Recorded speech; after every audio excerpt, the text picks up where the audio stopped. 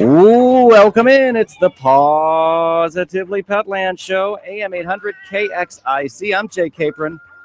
Ron Salzer's here at Petland of Iowa City. We've got a Pomeranian, a pom, a very loud pom, so you're likely going to hear it unless it just suddenly decides to be quiet for the next 40 minutes, but I doubt it. No, I'm not. No, you're going to be loud. And then we have a Maltese, very, very beautiful, beautiful Maltese here. Very much better behaved than the Pom's troublemaker. That Maltese has got to be one of the most beautiful Maltese I've ever seen. It is. It's white in color. It is white.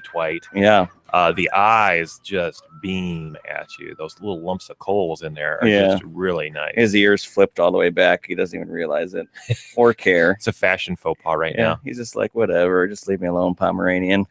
So we're having some fun with the dogs here, as we always do with the PAWSitively Petland Show. That's what it's all about, teaching you about your animals, your best friends.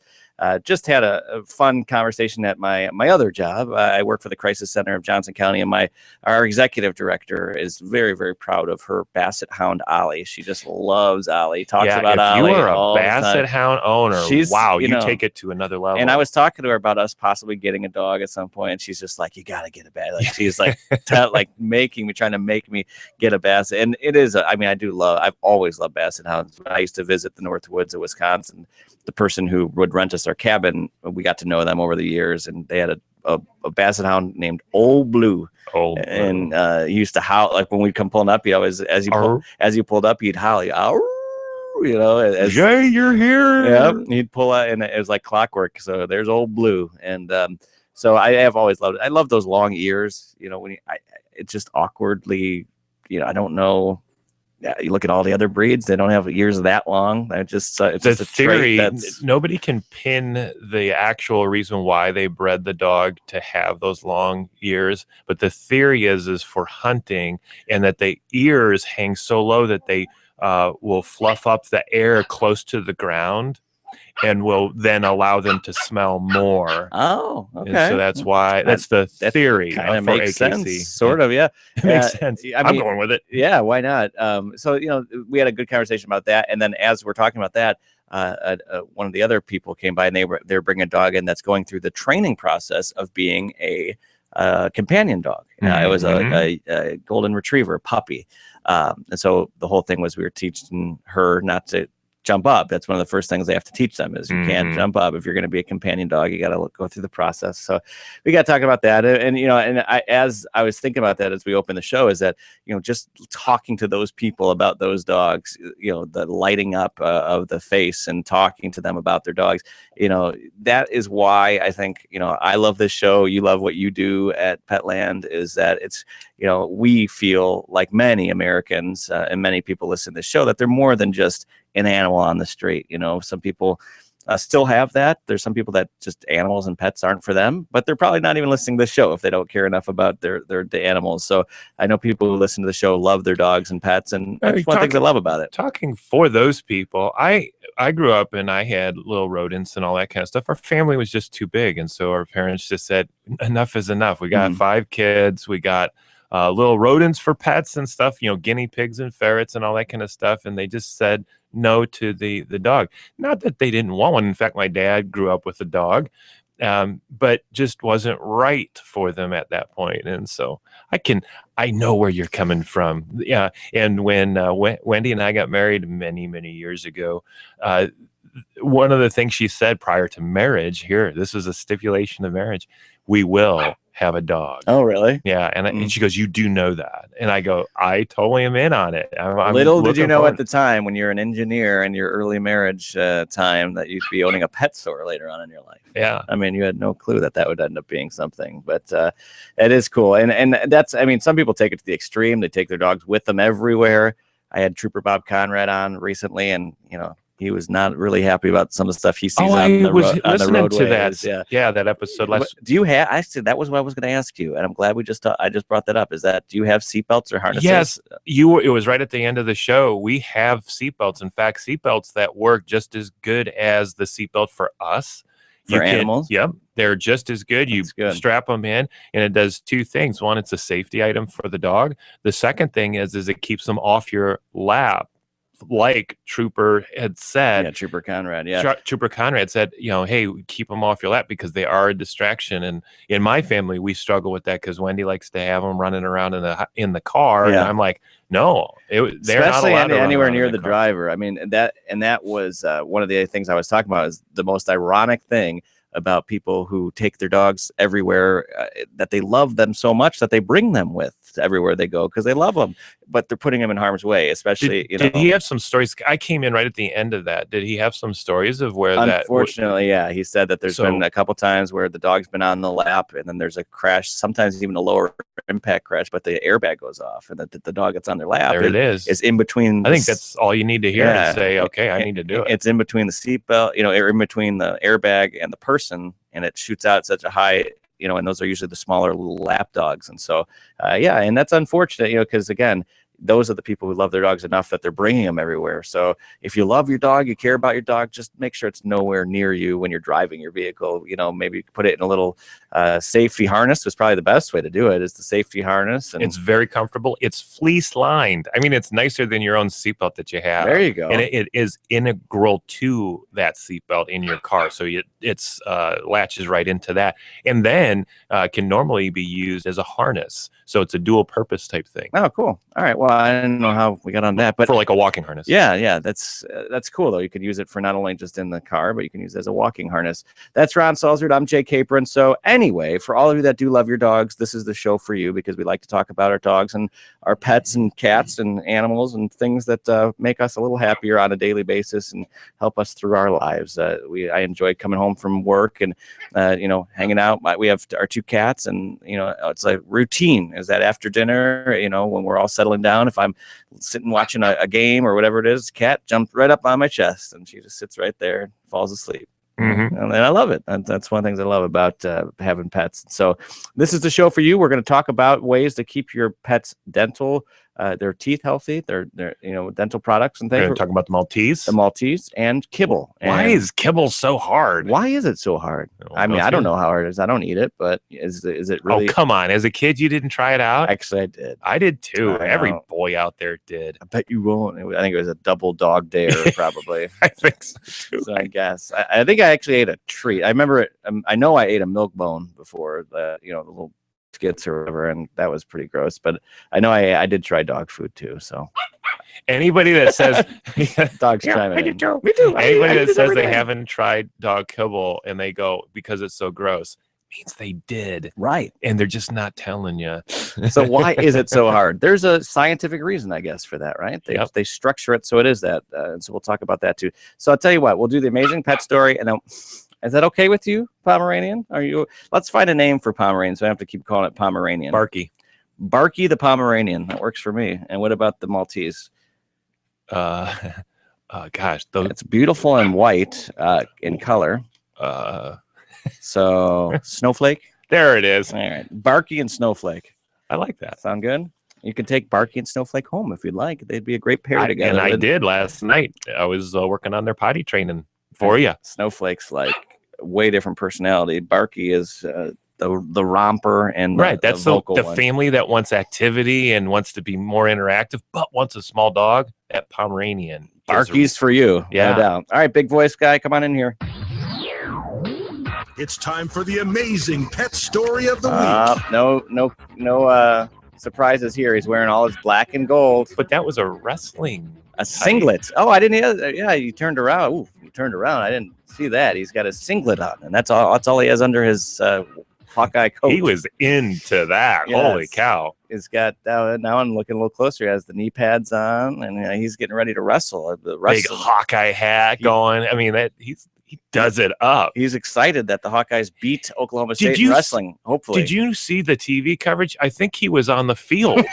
Was that him? Maybe it was, big boy. Like all of a sudden he just ran out there. He's the guy who got tackled by police and arrested, right? Yeah, I think so. I'll have to check the police blotter for that. The wrestling outdoors at Kinnick Stadium yesterday, and the Hawkeyes won big, right? Yeah, sure they did. And they beat Minnesota in football, too. Why not? We are recording this, as you probably know, and this is a recorded program on Thursdays. Podcast available anytime you'd like at KXIC.com.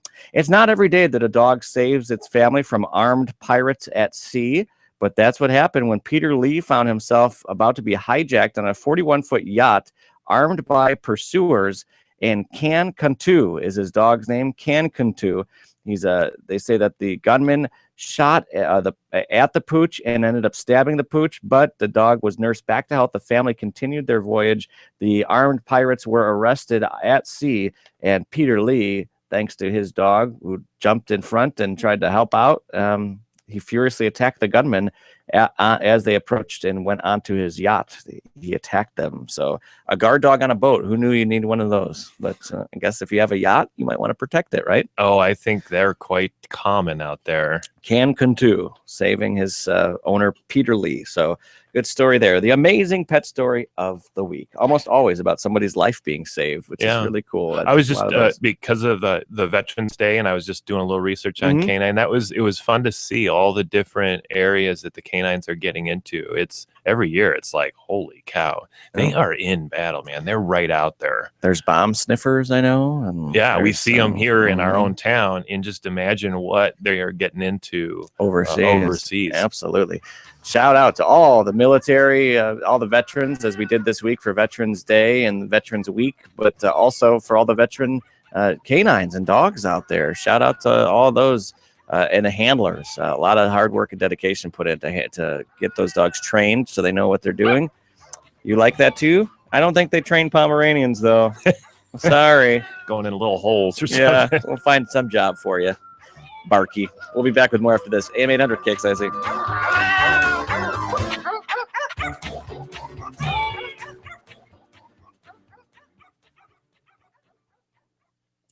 All right, so I'll tell you what, while we're at it, I'm going to do the show promo.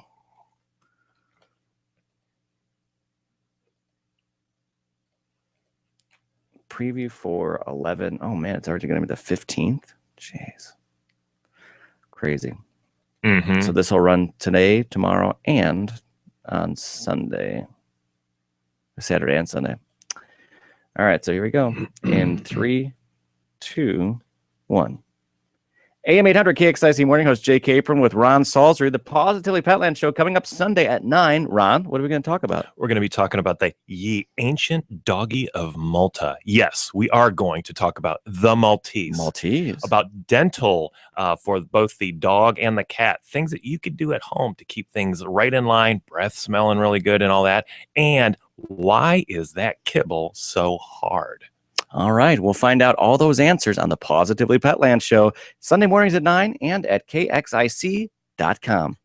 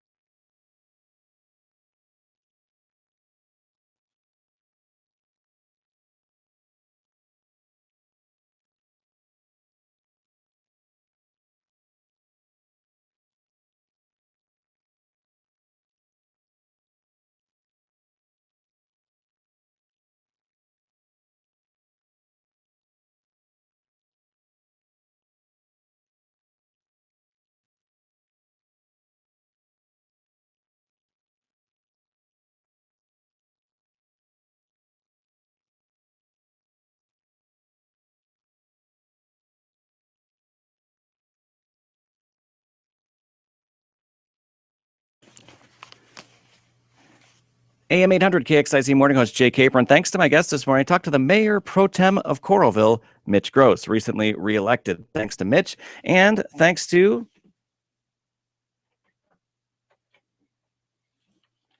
AM 800 KXIC Morning Host Jay Capron here. Thanks to my guest this morning, Mayor Pro Tem of Coralville, Mitch Gross, join me. And tomorrow, coming up on the show, we're going to catch up with the Johnson County Board of Supervisors, the North Liberty Community Library, and we'll have At the Movies while we preview the big weekend of Hawkeye Athletics. It's Hawkeye basketball, men's and women's basketball, wrestling, and football. A huge weekend for Hawkeye Athletics. Go Hawks.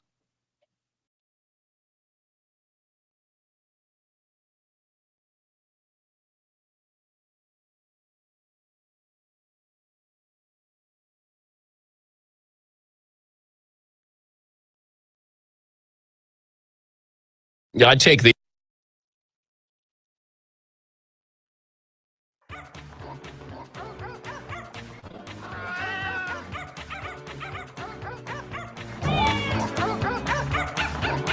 Welcome back. It's the Positively Petland Show, AM 800 KXIC. The Pomeranian trying to add to the song. A little extra bark in there. I think it was right on cue, like even on the beat. Barky wants to be part of the song.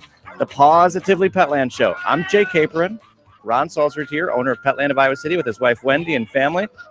And they want you to come out and play. Come out and play with the pups. Say hi. And you can check out this Pomeranian and Maltese, Barky and Snowflake.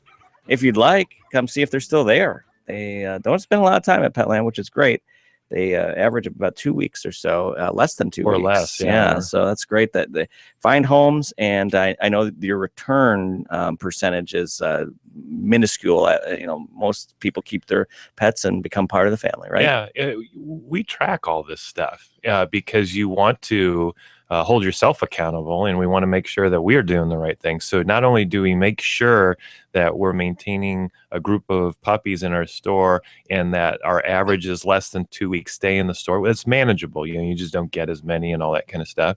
But then on the other side, what is, when we get a return, why did we get a return? And what could we have done to prevent that? And a lot of what we do on the front end, biggest complaint that I hear is, gosh, it took so long to go through that process, because we go through training with you. When you're taking that puppy home, we want to make sure that you understand the latest and greatest on how to potty train, what to do if things are barking, biting, chewing. I heard of somebody already today, how do I get my dog from stop digging holes? That kind of a thing. So working with our customers on those issues so that less likely, or heck of a lot more likely, that you're going to have a wonderful experience. Talking with a customer this week about an issue that she was having with her dog, and it was barking, and then it was getting playfully aggressive with another dog. But she was like, I've just had it. It shouldn't be doing this to our older dog and everything. And by the time we were done with the training and supplies and everything, I said, you're going to love this dog even more now. And she was looking forward to it. She goes, I totally get what you're saying here. She goes, I can't wait. And my husband is going to love you for this. Well, there you go. And solving those problems is what this show is all about. We always try and find ways to help people out there might be having issues with their pups. And before we get into the topic, I just wanted to ask you quickly, what percentage would you say are dogs that are Petland dogs that end up at the animal shelter without a home?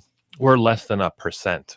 We actually watch that, get that data, and this is across America, not only here locally, and so we're watching that to make sure that's the case. And if it wasn't the case, trust me, the animal shelter and they'd be letting you know that you're giving these dogs away and they're not staying with their families. So that's just good information to know, because again, we always try and talk about your company and what you stand for, and there are some things that you do get approached about. We've talked about certainly where your puppies come from quite a bit on this show. I know you're proud and happy to talk about that, but that's another thing. People might say, oh, well, they're just giving dogs out the door and they're going to end up at the shelter. And you're saying the numbers don't back that up. No, and we have a wonderful shelter here now, just, brand new and all that. And the staff that runs it does it very professionally. When you go in there, you'll notice over time here, you're seeing less and less dogs, as far as adoptions and everything. And that's a great thing for our community, that we're doing a good job of, keeping our dogs or finding that new home on our own type of thing, a new good home for our dog. And so that's less burden on the shelter as a result. The rare case that a puppy from Petland or a dog, an older dog from Petland, ends up at the shelter, we have, if they ever want to give it back to us, we will always take it and find a home for them so that we're not a burden on the shelter. But they're purebreds and they're wonderful dogs, and so they usually are the first ones to find a home. I would imagine within 24 hours they're back out again into a family, even if they do end up there, which doesn't happen very often. All right, so I wanted to just touch on that because I was kind of interested to find out the answers, and it sounds like that's what I expected, and I think we have talked about it briefly in the past. So let's talk about the topic of the day. Maltese. Yes, the Maltese, the breed of the week. Tell us about the Maltese. So, ye ancient doggy of Malta. I love that. And so the Maltese has been around for a long, long time. So over 28 centuries. And this is global. This is a global dog. So it's been with us for a long time. Back in the 1500s, here's my question for you today. I'm mixing it up a little bit on this one. In the 1500s, what do you think a Maltese was being sold for in today's dollars? Today's dollars. $100. 2,000. Wow. Isn't that crazy? That is crazy. I was like, wow. So it has always been that aristocrat type, you're proud to have this little Maltese. And in the studio right now, we have a Maltese and a Pomeranian. A little difference between those and how they've been bred over the year. The Pomeranian, I think it's 40 or 50 years ago, was actually a much bigger dog. And it was bred down to be a smaller dog. And we've talked about that on the air here. How do you breed down a dog? It's not taking the runt of the litter and bringing it back to another runt of the litter. There's actually, you bring small breeds into the mix. And then you breed it back into the Pomeranian. So it actually takes generations to get down to smaller breeds and make it a healthy breed. So you're putting a Chihuahua in there. So if you have a 40-pound dog and a smaller dog, you mix those two together, you're going to get a smaller dog as a result. Then mix it back into the purebred, and that's how you get back to the purebred of whatever you're working with. Now, a Maltese is the same size as it has been for all of those 28 centuries ago. So that's a neat thing. So the Maltese that we see today is the same Maltese that we saw in the past. I remember reviewing the Pekingese with you, and I remember, all these dogs, they seem to be either hunting dogs, which that makes sense, but I'm always kind of crazy at finding out that a lot of them are fighting dogs. Yeah. And I'm like, what was that all about? We obviously are not a dog fighting society today, but back then they must have been. And you can see why a lot of them are no longer, because they're just not good at it. Yeah, well, the Pekingese, it was a fighting dog, 2,000 years ago. And I'm like, that had to have been a totally different dog, because today, a little Pekingese, are you kidding me? Yeah. Things like a little fur ball that's going to lick you to death, kind of thing. So the Maltese is really interesting, I think, in that all those years ago looked exactly like what we see today. Maltese, their temperament, very small but very smart, very spunky in how they do things. There is full of energy, but we've also compared energy of a small dog compared to energy of a big dog are two different things. If you've got a wild little small dog running around the house, you giggle and laugh and just watch it go crazy, and it's not going to be knocking over furniture or counter surfing or anything like that in your kitchen. They're going to just be doing these leaps around your house, on the floor, and it's cute and fun. So realize energy in a small dog is usually some fun, at that point. Small, smart, and full of energy. And so that sounds like me. You're so furry. Oh, that's gross. No. So they're a very white-coated dog, and so they're the whitest of all the breeds that I'm aware of. And they are a non-shedding, or that less shedding dog. So you're going to have some grooming that you're going to need to take care of. You're going to have to do the brushing, the shampooing, the conditioner, the blow dryer.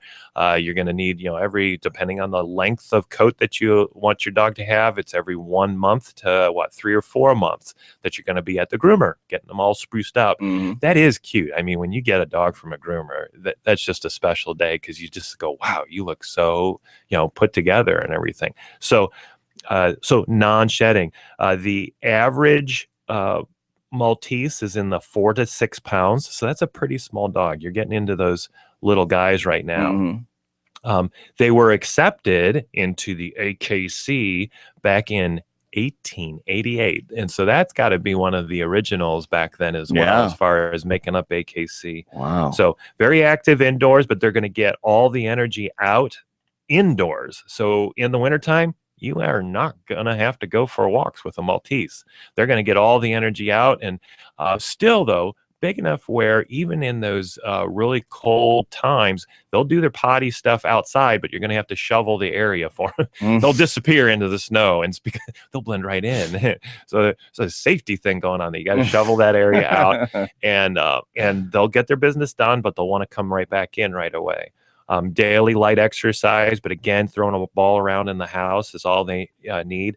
For those with allergies, because it's in that low shedding aspects of things, it tends to be a better dog for you. I always recommend, if that allergies are a concern, you want to play with whatever that dog is for a while. And I always say, get them up into your neck area, let the nails kind of graze your neck a little bit, inhale the dog, so that you can really sense if this is going to be an allergy issue. If you've fallen in love with a dog and you're getting allergy symptoms and that dog has been playing with other dogs, don't fret at this point. Just ask the people that have that dog. And in our store, this is what we do for you. We just say, here, give us a call hour before you come in. We're going to wash that puppy 5 times, give it a good blow dry, but then we're going to keep it separate from all the other dogs so that we know whether you're allergic to the dog or all the dogs that was playing with that dog. So allergy issues tend to be less for the Maltese. Okay, the Maltese, beautiful dog. There's no doubt about that. And it is the breed of the week. We learned about it today. If you want to check this one out, it might still be there. You got to check it out. Petland Iowa City. Check out their website, petlandiowacity.com. And so, Ron, as we roll along here this morning, time to talk about dental hygiene for the dogs, right? A little dental time right now. Are you aware by the age of 3 that that 80%, most dogs, have periodontal disease? I did not know that. And that's just crazy. That there's some issues. And we know from the human aspects of things that hygiene, taking care of your teeth, is so important that it can lead, if left unchecked and untaken care of, could actually lead to heart disease and some other, a lot of other things. So what we take into our mouths and how we take care of those teeth can really affect our body in so many different ways. Same thing with a dog and a cat. So when you're at the veterinarian, ask about it. If that's not on the topic of today, just ask, hey, can you check out those teeth? Just give us some impression of what's going on in there and learn about your dog and or cat's teeth. So now that you're aware, okay, hey, I need to be, in on this thing. So what can I do at home? Just like brushing teeth and all that kind of stuff that you do with your own teeth, what can I do for my dog and my cat? Number one thing, and we're going to combine the whole kibble story right now. At the end, we normally will review a dog cat food, but the reason why the kibble is so hard for both cats and dogs is hygiene issues. It does 2 things. The biggest thing is it keeps the dogs and cats' teeth solid. It gives them, if you're chewing on hard things, it keeps your gums and your jaw in good shape. If you just ate mush, I'm told, have never experienced this, but your teeth will literally come out, both for us and for our dogs and cats. So it's important to have those hard kibbles in there so that they keep things nice and tight as far as the teeth goes. The second thing that it does is a little bit of abrasion on the sides of the teeth to help get those calcium deposits that form over time. Keep those at as a minimum as you can with a kibble, and we're going to take that to a whole new level here in a little bit. So kibble is really important. So if you are feeding nothing but soft food, like what we did 40 years ago when we were taking care of dogs, I remember it was just canned food. I don't remember kibble growing up. When I was taking care of dogs for neighbors and stuff like that, it was always the cans. Do you remember how bad that stuff smelled? I know the canned foods that we have in the store are they're more on the nicer side, premium side and all that. Man, do they smell so much better than what I remember growing up as a kid. If you opened the can in the past, you filled the room with that not good smell. So we were doing that, but what we didn't realize at that point was the hygiene aspects of your dog was going in the wrong direction. And so over time, as we learned more about animals, and dogs and cats in this case domesticated, hey, we got to get those kibbles in there. We've reviewed on this on air. Royal Canin actually has different kibble shapes and sizes depending on what kind of breed you have. So I know the biggest, craziest looking kibble is for those English bulldogs, which just have nasty teeth. And it's just this massive, it almost looks like a noodle, a twisted noodle, the way the kibble looks for an English bulldog. And so that was meant to get back to those back canines, and so that they can keep using them and keeping them as solid as possible. So kibble is your number one hygiene issue for your dog and cat. Nice, good, hard kibble is really important. So at this point, you go, okay, I've got that down, Ron. You've really hit that one hard. What's next? Now we go into what can we do as far as brushing and cleaning those teeth, just like what we do at home. There are products out there now that are preventative. So like a toothbrush is preventative. There are products out there that you can use toothbrushes, or you can use alternatives to that. And then there's restorative, and we'll get into that as well. Things that will bring teeth from plaque buildup back to a clean tooth over time. So the preventative tools out there are the classics out there. They have the toothbrush and the toothpaste.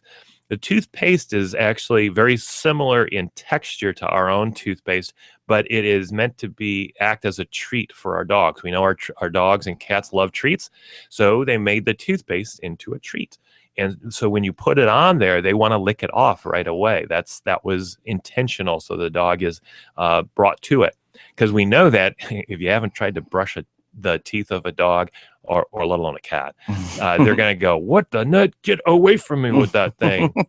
So they're trying to make it so that it's easier on the dog and cat. If you're going to use that, it is actually good to brush those teeth. If you're going to do it, I always say start slow, really slow. Let them just lick it off the toothbrush over a week's time. And then just incidentally touch that brush to their teeth. Maybe a couple of strokes on those front teeth, and then just slowly work your way more and more. Make it into more of a gentle play or a calming time, somewhere in that range, so that, because you're eventually going to have that dog where that toothbrush is going to be in their mouth, and you want to make it fun and interesting for them, and not threatening to them at all.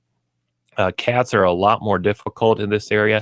If you start them off at both dogs and cats at a young age, it is easier to introduce all this stuff.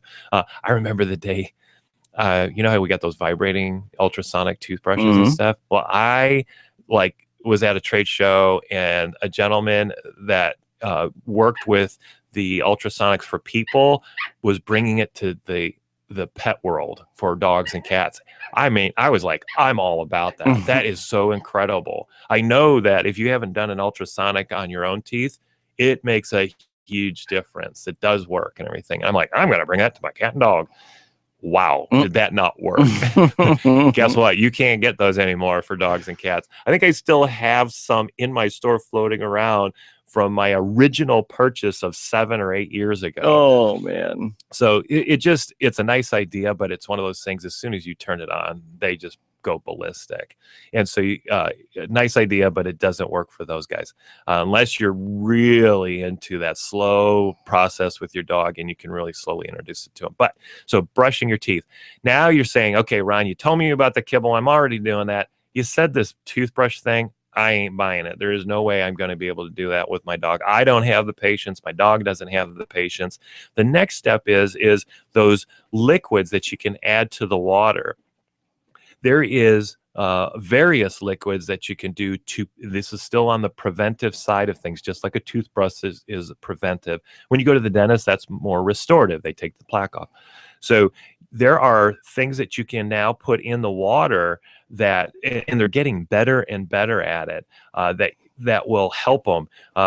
Something that we have been selling the dickens out of, which means people are buying it and coming back and buying it again, is fresh breath drops that you put into the water. You know how we have those those little squeezy bottles for our own water bottle, where before we would buy the grape juice flavored water, Mm-hmm. you know, and all that. But now we squirt those things into our water bottle. Mm-hmm. They used that concept. They said, hey, if the public likes that and they're really, you know, latching onto that, let's bring that to the dog and cat world. And so Fresh Breath drops are that same thing. It's in a very small bottle. It's in a little squirty pump. And so now when you fill the bowl up with water, you just do, they even talk about 3 drops. I think it's from us, they have a recommended dosage on the package. Mine is like a half a pump in, because I have 2 small dogs, into a small bowl of water. And that's enough to keep their breath fresh. And it's something like a 7-day trial that they want you to do. Over that time, you'll notice the breath getting better and better and better. And it's also a mild preventative of plaque buildup. And so I've used it at home. I liked it because that big bottle on the shelf now is a small, tiny little bottle. I can put more in the cabinet now, and it's just a little more convenient for my hand. I got one hand in with the bowl, water's running. I just reach up into the cabinet, grab that little pump, boom, throw it in there, and then put it down on the ground. I did notice that both cats and dogs in my house were a little hesitant at the beginning, but I kind of did one of those things, the tough love thing, and said, this is what you get, and this is how we're going to do it. And they kept on going back to it then, and they realized, okay, this is it. So the Fresh Breath drops, and this would include all those other liquids that are out there, are really good. And you can now get those liquids in multi-purpose things. So some of them will have glucosamine and chondroitin. Some of them will have other additives, tartar control, even more in them. So look for those on the shelf as well. The next step that we're taking and that we saw, and these have been out for a while, and I've been using them at home for a while, is the gels. The gels are now getting into the restorative aspect of it. There's a nice little picture on these packages that show a tooth with calcium buildup on it, and then they say after 30 days, this is what your dog's tooth is going to look like. And it was a clean tooth, and I went, I got to try this at home. And so the first day I used these gels, or these cleaning the teeth type products that are safe for the dog, you're not ruining enamel or anything like that. They're really mild. It's a 30-day process. That's not a really quick thing. What I noticed the first thing was I put that in my dog's mouth, and for about 24 hours, the breath was awesome. It really smashed bad breath very well. So I do those drops as a preventative and keep that fresh breath going. But holy cow, if you have that tenacious breath on the dog or the cat that you want to just calm it down, because, man, I can smell you from 10 feet away, try these gels. Tropiclean has a really nice one. We have a couple of different varieties in our store. Everything from a spray to a gel to a liquid that you can apply to your dog's teeth. And I think it's getting after the bacteria, because I know a lot of smells that we smell that are noxious to us are due to bacterial issues. And so that could be just addressing that bacterial issue in the dog and cat's mouth and making for a much fresher breath. The second thing, though, and that's what its really main purpose for, is for cleaning the teeth. And so we have little Susie, our Maltese poodle, at home. Her teeth get caked up really quickly. So within about 6 months, she can go from clean teeth to janky teeth, like just calcium deposits. Those back teeth all the way in the back of the jaw literally will have a black coating on them, and within 6 months. So we use Tropiclean Fresh Breath gel to help that and take away that plaque over time. So a 30-day. And so what I do is just about every 3 to 4 months, I go through a 30-day cycle of using the gels that we have. In between, I use those drops and the liquids in the water, and then I do the gel about every 3 months to keep the teeth under control. It has worked so well that we were able to put off teeth cleaning for Susie up until her 6th birthday. She had it on her 1st birthday, and so we just started treating it. I think it was one of those things where I said, I kind of let it go this time. Wendy, let's get those teeth cleaned and get me back to the base, and then let me keep on doing what I've been doing and get another 6 years out of it. So that gel is a really, really good product for cleaning the teeth and freshening the breath up on that. So that is oral care, dental care. And then we talked about how kibble can be used as the primary reason for keeping those teeth in control, nice and sturdy in the jaw as long as they can, because dogs and cats are living longer just like we are, and we want to keep those teeth in their mouth. So you can tie it back to the fact that's why these manufacturers are making it actually harder to chew than maybe they used to be. That really makes it more challenging for them to bite into there. And all right, exactly. I've heard some some of those raw foods, and I love the raw foods because we mix those in with our dogs. At the beginning, when those raw, the freeze-dried foods or the frozen foods that are out there, I heard a lot of claims that they were, you don't have the hard kibble, you don't need it anymore, and this will have the enzymes in there and it'll take care of the teeth. Science said that didn't happen. They've come back and said, no, you got to do more than just have the soft foods. They didn't do what they said they were going to do. So hard kibble mixed in with them, hey, you got a double good thing. Now mix in these little additives to their water, these gels that will restore teeth back to the clean state. All of this together is like a power punch. And there's all kinds of different types of kibble. If you haven't been to Petland before, we certainly encourage you to do so. If you listen to this show and you like the show, a lot of stuff, everything we talk about is available there at Petland. And just go through the food section and you'll be amazed to see how many types of food they have. There's different types of brands, and they're all quality foods. You're not going to find, you won't find the cheapy brands there, with all the fillers in them and everything. You're not saving any money when you buy those. I know it seems like it. Man, the bag is so cheap. You are having to feed 2-3 times as much of those cheaper foods as you would a premium food. This is one of those areas. This has been shown over and over and over again that you will feed so much less of it that the cost increase that you will pay per bag goes away because you'll feed a lot less, so that bag will go a lot longer for you than the cheaper brands that are out there. And the stuff that they put in them is known and shown, and you can see it right in front of your eyes with your own dog or cat. Work the omega-3s, fatty acids. Here, I even got off of, I just unintentionally stopped eating my fish oil little capsules and my omega-3, 6, and 9s and all that. I stopped doing it because I just wanted to see what would happen coming into winter. Man, I got all sorts of skin drying here and there as we're coming into the winter. And for the last 2 or 3, I forget how long I've been doing it, I wasn't having those issues. So I'm back on them, dosing it back up. That's where I learned it, was from the store. I was seeing so many benefits for the dogs and cats that I said, gosh, if it's working for them, it's going to work for me. And it did. And so I just wanted, I guess I'm a typical human. I want to see if I go off of it, if it really and so I learned my lesson. I'm back on them again. And so will your dog and cat benefit from them as well. Well, check it out. It's Petland of Iowa City. They're located on Lower Muscatine. It's across from the Sycamore Mall, now the Iowa City Marketplace. Lucky's, the new store there across from there, and go and stop by. When I was there last time, I was literally just there the other day, and the person in front of me got their free bag while I was there. I actually got to see it. Isn't it? Yeah. It's kind of like winning the lottery. Yeah. She was excited. She was happy that she won the free bag, and so it was kind of cool to see in action while I was there. She got her 10th bag, so it just came up automatically too on the thing. We track. You're built in our system, your name and all that kind of stuff, and so whenever you come in buy stuff, you'll learn really quickly what's your name.